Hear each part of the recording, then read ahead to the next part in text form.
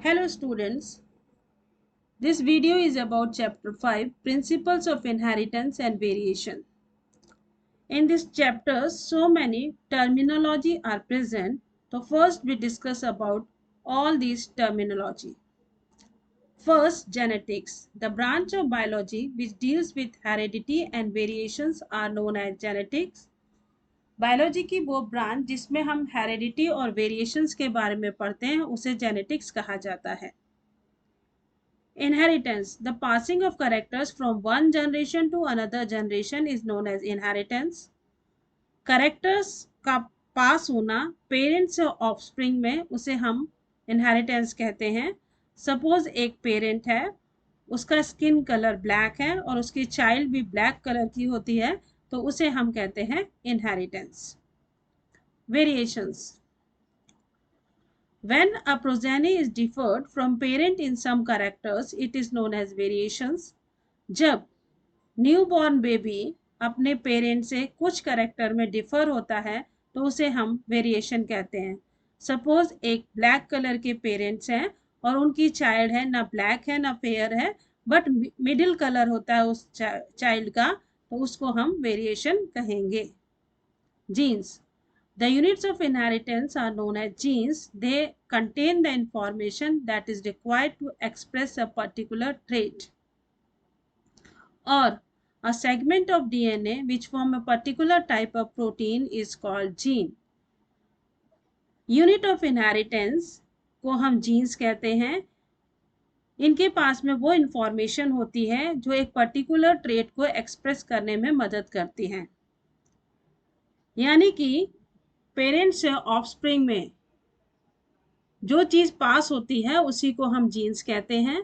Jeans के अंदर information होती है एक पर्टिकुलर ट्रेट की. फॉर एग्जांपल अगर स्किन कलर है तो स्किन कलर का जीन स्किन कलर को ही रिप्रेजेंट करेगा. जीन को हम एक और दूसरी डेफिनेशन से डिफाइन करते हैं. डीएनए है, डीएनए का सेगमेंट होता है जो एक पर्टिकुलर टाइप ऑफ प्रोटीन को फॉर्म करेगा, उसी को हम जीन कहते हैं. Let us understand gene with the help of this figure.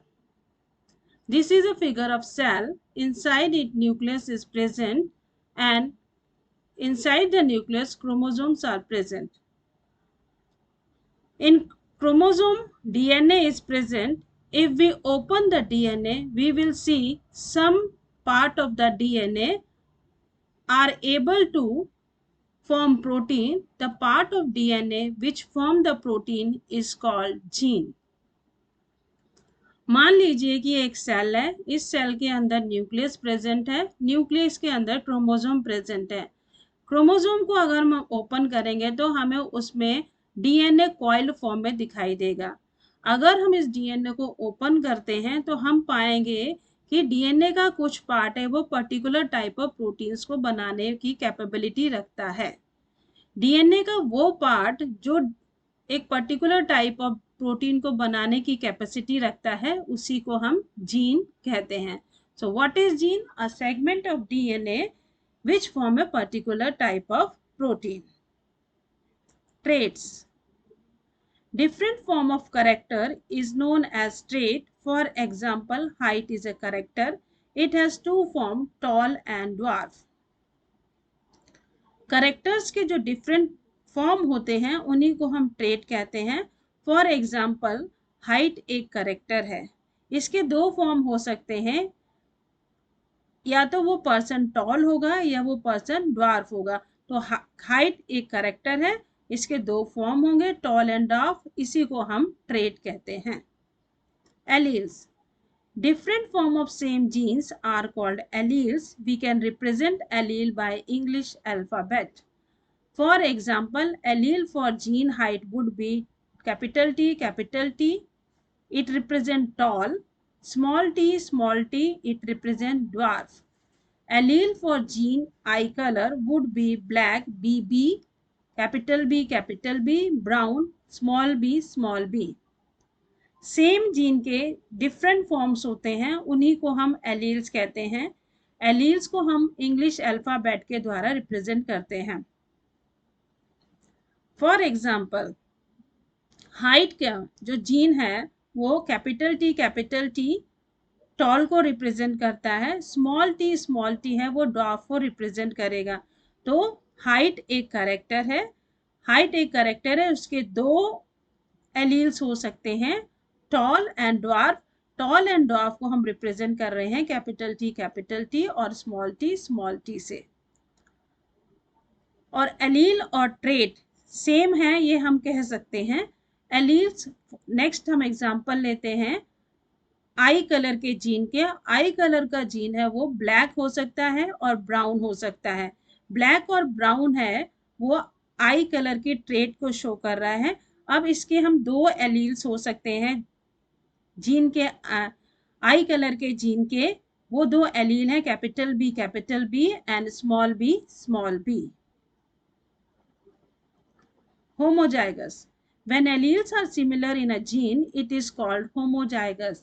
जब alleles किसी भी जीन के एक जैसे होते हैं, सेम होते हैं, तो उन्हें हम होमोजाइगस कहते हैं। For example capital T, small T, ये दोनों ही कैपिटल टी सेम है, इसीलिए इनको हम होमोजाइगस कहेंगे। उसी तरह से स्मॉल टी ड्वार्फ को रिप्रेजेंट कर रहे हैं, तो ये होमोजाइगस एलील है। Heterozygous, when alleles are different in a gene it is called heterozygous. When alleles हैं एक जीन के डिफरेंट होते हैं तो उन्हें हम हेट्रोजाइगस कहते हैं। फॉर एग्जाम्पल कैपिटल टी, यहाँ पर एक कैपिटल टी है एक स्मॉल टी है, इसीलिए इसको हम कहते हैं हेट्रोजाइगस एलील और heterozygous condition. Phenotype, the outer observable characters of an organism are known as phenotype, like tall and dwarf etc. किसी भी ऑर्गेनिज्म के कोई भी करेक्टर है जिसे हम देखकर ऑब्जर्व कर सकते हैं उसे हम कहते हैं फिनोटाइप। फॉर एग्जाम्पल कोई भी पर्सन है वो, उसको देख के हम बता सकते हैं कि वो पर्सन टॉल है या डार्क, उस कंडीशन को कहा जाता है phenotype. Genotype, the genetic makeup of an organism is known as genotype. For example capital T, small t, capital T is a genotype of a plant. Here capital T is representing tall genotype, capital T small t is representing hybrid tall genotype, and small t is representing dwarf genotype. यहाँ पर capital T है वो एक toll genotype को represent कर रहा है, capital T small T है वो हाइब्रिड टॉल जीनोटाइप को रिप्रेजेंट कर रहा है, जबकि स्मॉल टी है वो ड्वार्फ जीनोटाइप को रिप्रेजेंट कर रहा है। तो किसी भी ऑर्गेनिज्म का जो जेनेटिक मेकअप होता है, उसके जीन्स किस तरह के जीन्स उसमें अरेंज हैं, उसी को हम जीनोटाइप कहते हैं। अगर हम टॉल की बात कर रहे हैं तो टॉल पर्सन में जो एलील होंगे वो कैपिटल टी हैं, ये दोनों एलील मिलाकर एक जीन बनाएंगे टॉल का। उसी तरह से अगर हम किसी ड्वार्फ शॉर्ट पर्सन की बात करते हैं तो शॉर्ट पर्सन को हम स्मॉल टी से रिप्रेजेंट करेंगे और स्मॉल टी है वो उस पर्सन का जीनोटाइप कहलाएगा। True breeding, when a plant is continuously self-pollinated and it shows stable trait inheritance and expression for several generations is called true breeding plant. जब एक प्लांट है उसे कंटिन्यूसली सेल्फ पॉलिनेशन किया जाता है तो उसके ट्रेट में कोई भी चेंज नहीं आता है, उसके करेक्टर में बहुत सारी जनरेशन तक कोई भी चेंज नहीं आता है, इस कंडीशन को कहा जाता है कि वो प्लांट है वो एक ट्रू ब्रीडिंग प्लांट है। Filial, it represents a generations, for example F1, F2, F3 etc. Filial generations को represent करता है, इसे हम F1, F2 और F3 के द्वारा represent करते हैं। Punnett square, it is a graphical representation to calculate the probability of all possible genotypes of offspring to a genetic cross. It was developed by a British genetist, Reginald C. Punnett. In these, all possible genotypes are written on two sides, usually the top row and left column. All possible combinations are represented in boxes below in the square which generate a square output form. Punnett square एक graphical represent है जो कितनी possible genotypes बन सकती हैं एक offspring की, उसको शो करता है। प्यूनेट स्क्वायर को British geneticist Reginald C Punnett ने बनाया था और इसने उस चीज को रिप्रेजेंट किया था, इसीलिए उन्हीं के नाम पर इसे प्यूनेट स्क्वायर कहा जाता है। प्यूनेट स्क्वायर में जितने भी पॉसिबल जीनोटाइप्स होते हैं उन्हें हम दो साइड पे लिखते हैं, एक टॉप रो और दूसरा लेफ्ट कॉलम में रिप्रेजेंट करते हैं। जितने भी पॉसिबल कॉम्बिनेशंस बनते हैं हम उसे स्क्वायर के थ्रू रिप्रेजेंट करते हैं और जो स्क्वायर आउटपुट होता है उसी को हम प्यूनेट स्क्वायर कहते हैं।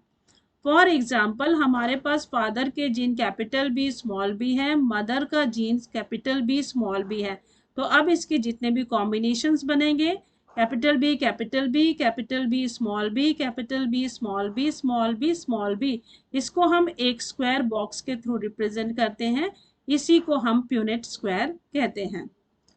So this is about the terminology which is present in the chapter. Let us understand other topics in next video. Thank you.